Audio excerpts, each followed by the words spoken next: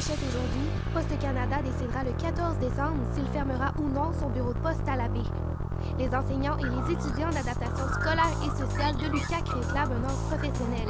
Mais d'abord, c'est des jours de guignolée des médias aujourd'hui.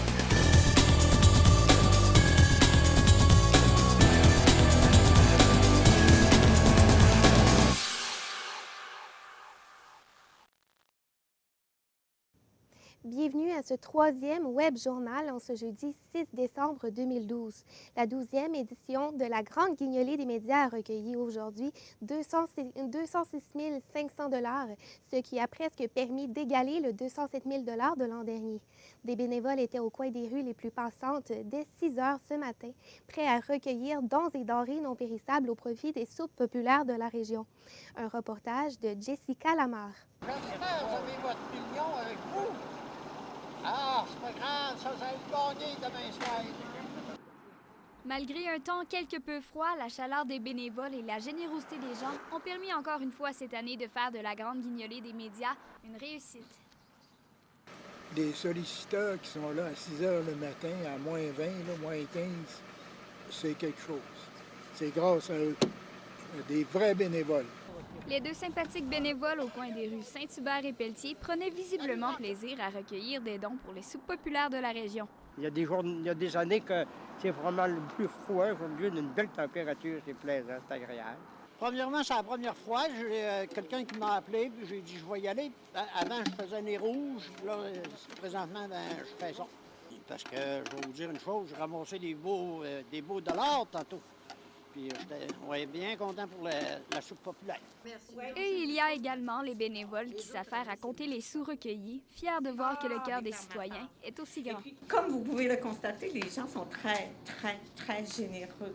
À venir jusqu'à maintenant, c'est légèrement meilleur que l'an passé à la même heure. Ah oui? Alors, il est 9h20 présentement. On a quelques milliers de dollars de ramasser, c'est intéressant. Alors, c'est non seulement ramasser des sous, donner à manger aux démunis, mais c'est aussi permettre à l'individu d'avancer dans la société, dans la vie en général. Ah, bien, dans le temps des fêtes, il faut être généreux. Il y a des gens qui sont moins chanceux que nous autres. Puis, en tout cas, on peut donner donne ce qu'on peut, puis ça nous fait plaisir. Si vous n'avez pas eu la chance de donner à la Grande Guignolée des médias aujourd'hui, vous pouvez toujours le faire jusqu'au 24 décembre dans les commerces amis de la Guignolée et dans les caisses populaires des jardins. Pour ma part, ça aura été aujourd'hui. Jessica Lamar pour ATM Nouvelles à Saguenay. Le bureau de poste de Port-Alfred à la baie, menacé de fermeture depuis le début du mois de novembre, connaîtra officiellement son sort le 14 décembre prochain. Poste Canada effectuera une rencontre avec les gens du milieu pour déterminer s'il y a un réel besoin dans le secteur. Un reportage de Laura Jessica Boudreau. Depuis l'annonce de la fermeture, plus de 2500 citoyens de la baie ont manifesté leur mécontentement face à Poste Canada. On a envoyé 5000 lettres aux citoyens de Grande-Baie Port-Alfred pour qu'ils se mobilisent à un moment donné, au moins pour qu'ils envoient des emails avec l'adresse Internet de Poste Canada, pour s'assurer que Poste Canada voit bien que les gens veulent garder le bureau de poste ouvert. Avec cette mesure, le conseiller municipal de la baie, Jean-Eudes Simard, souhaite que Poste Canada change d'idée et que le service postal de Port-Alfred demeure ouvert. Je pense que tout ça bien organisé, là. Je suis pas sûr qu'ils vont fermer le bureau de poste. Je pense qu'ils vont prendre conscience que c'est vraiment un besoin pour les gens. Secteur Bagotville, on est déjà achalandé full pin avec les bateaux de croisière. Fait que les gens n'auront plus de service. Les résidents du secteur sont très déçus de s'apercevoir que leur bureau de poste pourrait être fermé. Je trouve qu'il y a une limite à éloigner les services des citoyens. Et il serait temps, d'après moi, qu'on arrête de penser en termes d'économie. Les Baie-Riverains déplorent aussi le fait que le bureau de poste de Bagotville est trop petit pour desservir tout l'arrondissement. C'est parce que je trouve que le petit bureau de poste qu'il y a à Bagotville, c'est trop petit. Il y a 2 personnes qui sont là, il faut t'attendre quasiment dehors. Ici, l'achalandage est plus grand, plus d'espace. Poste Canada a envisagé de fermer le bureau de poste puisque les Baie-Riverains ne sont pas assez nombreux pour avoir besoin de 2 services postals. Ils préféreraient mettre des boîtes aux lettres à la disposition des citoyens sur le bord des routes et des dépanneurs. Poste Canada tiendra une réunion le 14 décembre prochain pour décider de l'avenir du bureau de poste de Port-Alfred à la baie. Laura Jessica Boudreau, ATM Nouvelles, Saguenay. Les étudiants et les enseignants du baccalauréat en adaptation scolaire et sociale de l'UQAC réclament un ordre professionnel d'orthopédagogue. Le but de cette mesure serait de mieux définir l'encadrement dans cette profession. Catherine Morancy, comment cet ordre aiderait-il les étudiants dans l'exercice de leur métier? En fait, Geneviève, il est difficile pour les diplômés en adaptation scolaire d'être reconnus, en fait, de poser aussi des diagnostics puisqu'ils ne sont pas reconnus comme orthopédagogues, mais plutôt comme enseignants après leur formation de 4 ans, malgré le fait qu'ils ont des cours d'orthopédagogie durant leur baccalauréat. Donc, selon la responsable du programme, Manon Doucet, il serait plus facile pour les étudiants diplômés et durant leur stage d'ailleurs aussi, de faire des interventions si un ordre d'orthopédagogie était créé. Je vous laisse entendre ce qu'elle avait à dire sur le sujet. Le fait d'avoir un ordre, c'est que ça permettrait d'avoir cet acte désigné-là, mais dans le but d'une intervention auprès de l'enfant et non pas juste un but d'évaluation. Que revendiquent exactement les étudiants? Geneviève, j'ai rencontré plusieurs étudiants au baccalauréat et ce qui ressort surtout, c'est vraiment qu'ils voudraient être plus reconnus pour leur formation de 4 ans, puisqu'ils trouvent que justement que le fait qu'ils aient des cours d'orthopédagogie ne soit pas reconnus, ça endommage vraiment le travail qu'ils font sur le terrain. Et quel est le rôle des diplômés en adaptation scolaire? Un diplômé en adaptation scolaire peut être à la fois orthopédagogue et enseignant, mais cette notion n'est pas très bien définie selon l'étudiante Annie de Champlain. Je vous laisse écouter ce qu'elle avait à dire. Peut-être un peu flou par rapport en fait, à l'enseignant et l'orthopédagogue. Les deux personnes, en fait, les deux rôles ne seront pas nécessairement les mêmes dans toutes les écoles. En ayant un ordre en orthopédagogie, en fait, ça serait possible de spécifier les tâches et les rôles de chacun. Finalement, Catherine, y a-t-il des discussions présentement pour établir un ordre d'orthopédagogue? Oui, Geneviève, le réseau universitaire étudie présentement un comité de réflexion pour voir s'il y aurait des possibilités d'établir un ordre professionnel d'orthopédagogue à travers la province du Québec en entier. Merci, Catherine. Ça fait plaisir. Après avoir effectué les tests nécessaires, Héma-Québec assure désormais que sa réserve de sang n'est pas contaminée. Des microfissures sur les produits sanguins avaient la semaine dernière nécessité une mise en quarantaine. À l'heure actuelle, les gens ne sont pas inquiets, comme le démontre la forte participation de la population à la collecte de sang d'Héma-Québec qui se déroule à Jonquière. Dans le cadre de la Journée nationale contre la violence faite aux femmes, l'intervenante à la maison ISA, Geneviève Larouche, était de passage dans nos studios aujourd'hui. Elle a discuté en compagnie de notre journaliste Lauriane Bédard de l'importance de la journée dans la région.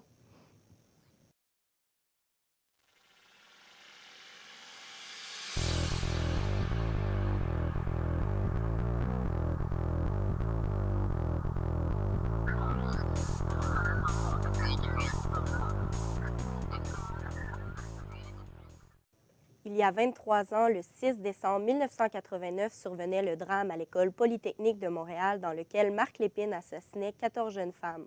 En 1991, le Parlement du Canada faisait du 6 décembre la Journée nationale de commémoration et d'action contre la violence faite aux femmes. Pour en parler, je reçois aujourd'hui une intervenante à la Maison ISA, un centre d'aide et de lutte contre les agressions à caractère sexuel. Madame Geneviève Larouche, bonjour. Bonjour. Donc, que représente la journée d'aujourd'hui pour un organisme comme la vôtre? Mais en fait, je suis ici pardonnez-moi, aujourd'hui comme représentante et porte-parole de la table de concertation sur la violence faite aux femmes et aux adolescentes de Jonquière. Donc, aujourd'hui, le 6 décembre, c'est la journée qui clôt les 12 jours d'action pour l'élimination de la violence faite aux femmes et aux adolescentes. 12 jours d'action qui sont soulignés par les différents centres de femmes, les différents regroupements, que ce soit les maisons d'hébergement, que ce soit les CALAX. On fait différentes actions pour dénoncer la violence qui est faite aux femmes. Mais également, aujourd'hui, on profite du 6 décembre, la table profite du 6 décembre pour fêter, souligner le 20e anniversaire de l'existence de la table de concertation en violence faite aux femmes et aux adolescentes. Donc, c'est en même temps de commémorer et de souligner et de réfléchir à des pistes d'action pour éliminer la violence faite aux femmes, mais aussi de fêter les 20 ans d'existence de la table. Et 23 ans après le drame de la Polytechnique, diriez-vous que la violence a fait du chemin, la violence faite aux femmes, de quelle façon justement les organismes ont fait du chemin par rapport à ça? Bien, il y a eu plusieurs gains. C'est sûr qu'au niveau individuel, il y a un changement au niveau des mentalités. Les femmes vont moins tolérer les différentes formes de violence et les connaissent mieux. Puis, les femmes ainsi que les hommes qui sont engagés pour l'égalité vont dénoncer plus rapidement les différentes formes de violence. Donc, il y a un changement au niveau des mentalités, puis aussi les différents intervenants, que ce soit judiciaire, médical, policier, sont plus à même d'intervenir adéquatement auprès des femmes en respectant leurs droits, en respectant leur rythme, en respectant leur capacité d'autodétermination. Fait qu'il y a un beau travail qui est fait au niveau des individus puis au niveau des différents intervenants sur le terrain. Au niveau des lois aussi, il y a eu des avancées. Par exemple, le viol conjugal a été reconnu comme un crime à part entière, ce qui n'était pas le cas. À partir des années 80, je pense que c'est 88, mais je ne m'avancerai pas sur la date exacte. Il y a eu des changements aussi. Par exemple, une femme qui se craint pour sa sécurité peut maintenant résilier son bail et quitter à l'intérieur de 2 mois. Fait qu'au niveau des lois, il y a vraiment des améliorations qui sont faites. Puis, le gouvernement canadien, le gouvernement québécois reconnaît la violence faite aux femmes et aux filles comme un problème social. Et justement, y a-t-il beaucoup de viols conjugaux? Bien, c'est difficile à dire. Ça fait partie d'une des formes de violence. Je n'ai pas de statistiques à cet égard, exactement. Mais oui, bien sûr qu'il y en a. Chaque fois Il y en a de plus en plus, par contre. C'est difficile à dire s'il y en a de plus en plus, mais ce qu'on sait, c'est qu'une femme sur 5, au cours de sa vie, peut être va être victime d'une agression à caractère sexuel. Et le 15 février dernier, le gouvernement conservateur abolissait le registre des armes à feu. Oui. Une décision comme celle-là, qu'est-ce que ça représente pour un organisme comme la vôtre? Bien, c'est sûr que comme organisme, mais aussi comme table, où il y a différents partenaires qui œuvrent dans différents milieux, c'est certain que le registre des armes à feu représente un recul en matière de prévention de la violence faite aux femmes. On sait qu'en 2011, il y a eu 11 victimes d'homicides qui étaient des femmes dans le contexte de relations conjugales. Donc, plus on permet les armes, moins on dénonce la violence, plus il y a de risques pour les femmes d'être victimes d'homicide par arme à feu. Et vous vous étiez battu pour en obtenir un registre des armes à feu. Quelles sont les solutions envisageables pour la suite? Bien, je sais qu'il y a des démarches qui sont faites par différents groupes, dont une coalition canadienne pour le maintien du registre des armes à feu,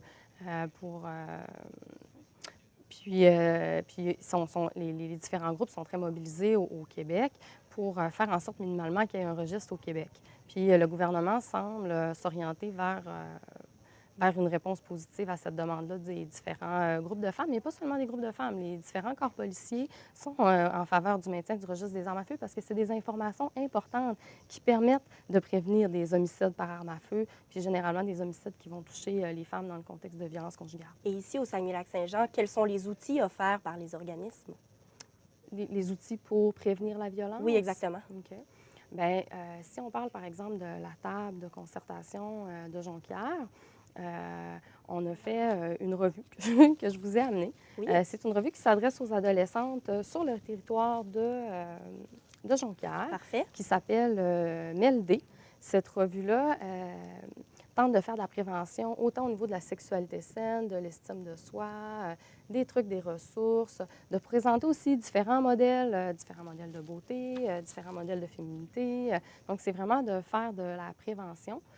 C'est sûr que aussi à la table, on fait des actions collectives. On prend position dans la sphère publique, comme qu'est-ce qu'on fait aujourd'hui pour le 6 décembre, de dire, bien non, on est contre les différentes formes de violence que subissent les femmes, puis de faire connaître les actions qu'on mène pour le droit à l'égalité entre les sexes. Et en terminant, il y a quelques activités qui sont offertes par la table de concertation aujourd'hui pour cette journée. Quelles sont-elles?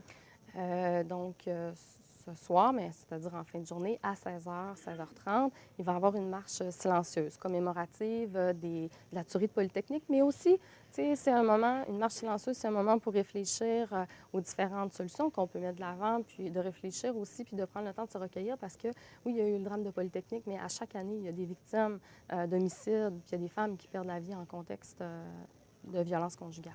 Je vous remercie, Mme Larouche. Ça fait plaisir. Donc, c'était l'intervenante à la maison ISA, Mme Geneviève Larouche. Merci, au revoir. Et maintenant, David Rioux, que s'est-il passé au sport au courant de la journée? Eh bien, Geneviève, c'est aujourd'hui que la Fondation des gouverneurs remettait les bourses d'excellence aux athlètes du Saguenay-Lac-Saint-Jean qui ont su se démarquer dans leurs sports respectifs. Étienne Dubois, une fois de plus, la Fondation a voulu donner un coup de pouce aux athlètes d'exception. Effectivement, David, encore cette année, la Fondation des gouverneurs a remis un montant de 7 500 $ en bourse à 8 athlètes, 2 clubs et un entraîneur pour féliciter leurs efforts et les encourager à poursuivre dans leur sport. Depuis maintenant 24 ans, la Fondation des gouverneurs a remis un total de 393 bourses pour un montant de 209 000 $ dans 36 disciplines différentes, et ce, à 312 athlètes, dont les médaillés olympiques Marianne Saint-Gelais et Marie-Ève Drolet. Parmi les récipiendaires des bourses, Catherine Mailloux représente un bel espoir pour la région, alors qu'elle a terminé première au championnat de l'Est du Canada en 2011 et 2012 en patinage de vitesse courte piste. Elle a reçu une bourse de 1 000 $ de la part de la Fondation des gouverneurs. Je suis vraiment contente de recevoir une bourse parce que ça représente beaucoup ce que j'ai fait dans les dernières années, les efforts que j'ai mis. Puis ça, c'est sûr, ça va être pour justement, s'il y a des compés plus à l'extérieur, ça va m'aider à payer justement ces compétitions-là parce que ça coûte très cher, là. Pour le triathlète Charles Thibault, sa bourse de 1 000 $ sera très utile dans l'avenir et l'aidera à poursuivre son objectif de participer au triathlon de Hawaï. Parce qu'en triathlon, les compétitions sont très dispendieuses. Donc, un Ironman, là, ça me coûte 900 $ d'inscription. Donc, ça me permet de payer la totalité d'une compétition que j'entrevois d'en faire 2 l'année prochaine. Les organisateurs de la Fondation des gouverneurs espèrent que cette bourse permettra aux athlètes de la région de poursuivre leurs rêves et qui sait, peut-être un jour, participer aux Jeux olympiques. Étienne Dubois, ATM Nouvelles, à Saguenay. Dit que sera présentée une étape de la Coupe du monde de ski de fond dans les rues de Québec. Un retour au bercail pour le favori de la foule, Alex Harvey, qui est parmi les aspirants au titre. En pleine éclosion, le jeune Olympien laisse sa marque partout en province et le Saguenay ne fait pas exception. Le club de ski de fond, le Norvégien, profite d'ailleurs de cet engouement pour la jeune sensation, comme l'explique l'entraîneur du club, Charles Thibault. Le modèle d'Alex Harvey qu'on a vu aux Olympiques, aux Championnats du monde, là, qui se présente à Québec ici, c'est une grosse motivation pour nos jeunes. Donc, ils le voient comme un modèle. Donc, ils font les mêmes choses. Deuxième jour de conflit de travail dans la Ligue nationale de hockey. Est-ce le jour J? La question était sur toutes les lèvres à New York alors que les deux parties se rencontrent à l'heure où on se parle pour une 3e journée consécutive. Exclus des discussions lors des 2 premières journées de négociation, Gary Bettman et Donald Fear sont de retour à la table. Le cheminement a connu une belle progression lors de cette série de rencontres, alors que les propriétaires ont déposé une offre de 10 ans qui propose, entre autres, un plafond contractuel de 5 ans. Malgré un retour possible des médiateurs américains, les deux groupes affirment qu'il ne reste que quelques détails à régler pour retrouver du hockey professionnel avant le temps des fêtes. Voilà, Geneviève, c'est ce qui complète les nouvelles sportives en ce jeudi 6 décembre. Merci à vous. Je vous invite. En ce mois de décembre, des lutins sont bien installés dans la région et notre journaliste Charles-Antoine Gagnon a vécu un moment magique plus tôt dans la journée alors qu'il s'est entretenu avec le grand-père de ces lutins, Régis Tremblay.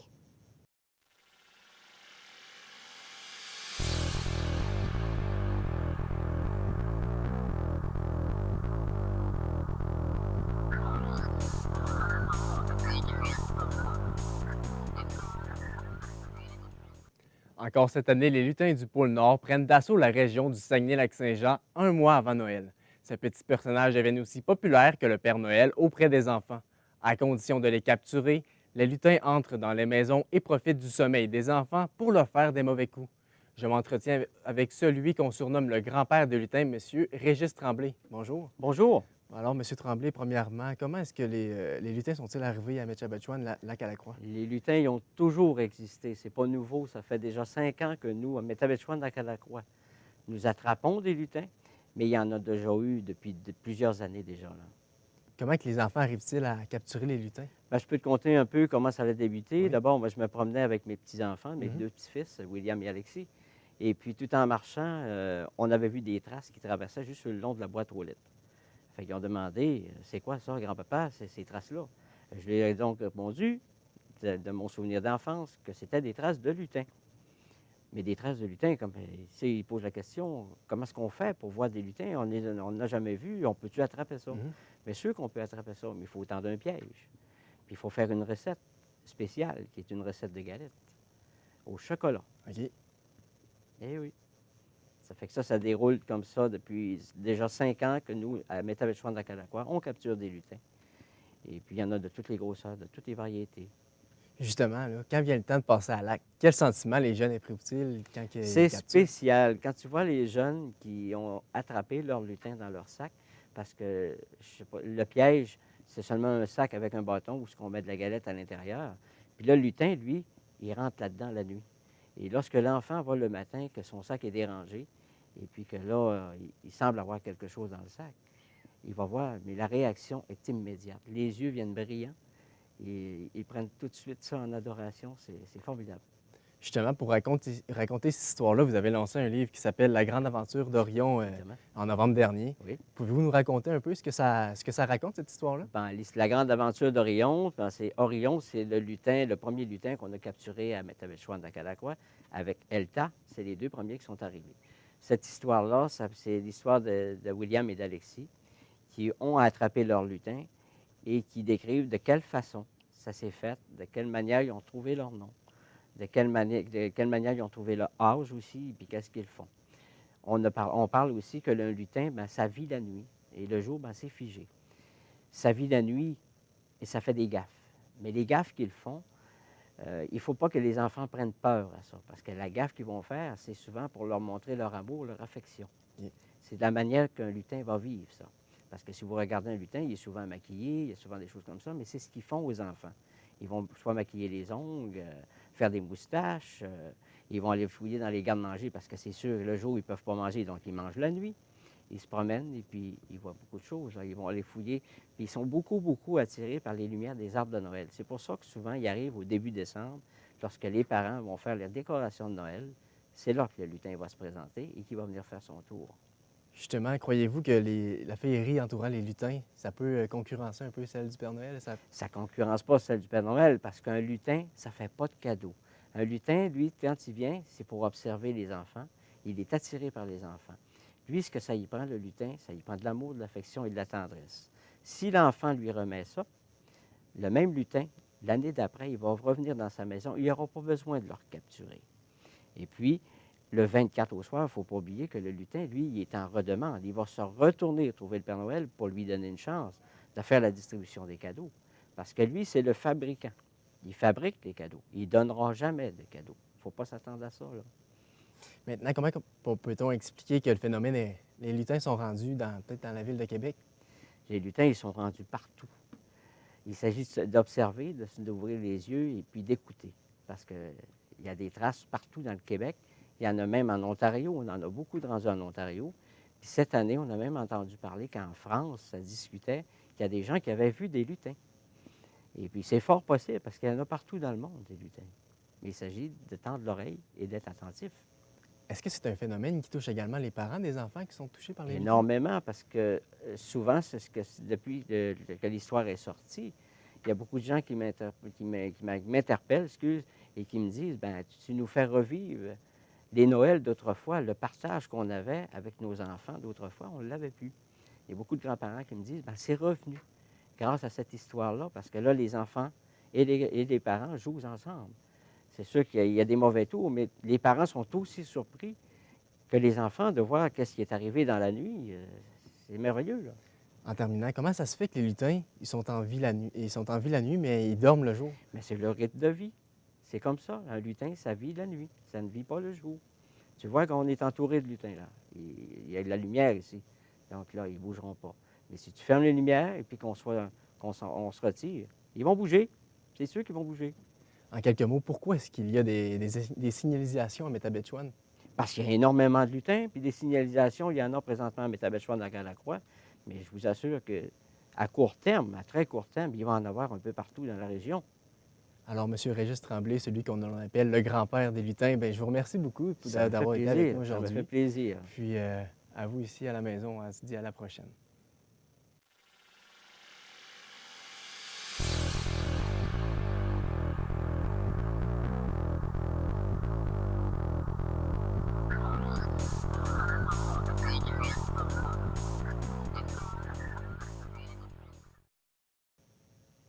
Jessica Lamarre, à la météo, beaucoup de nuages en perspective?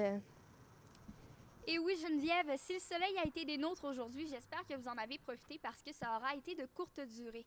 Pour ce qui est de la météo dans les prochaines heures, ce soir et cette nuit, au Saguenay, le ciel sera généralement nuageux avec une température de minimum -7. Pour demain vendredi, toujours sous les nuages, on attend 40 de probabilité d'averses de neige en matinée ainsi qu'en après-midi. Tôt en soirée, d'autres averses de neige sont attendues et la température atteindra un maximum de -3 degrés. Du côté du lac Saint-Jean, maintenant, pour ce soir et cette nuit, c'est également sous les nuages. 60 de probabilité d'averses de neige au courant de la nuit, accompagnée de vent aux alentours de 20 à 40 km/h. La température demeure, elle, stable aux alentours de 6 degrés.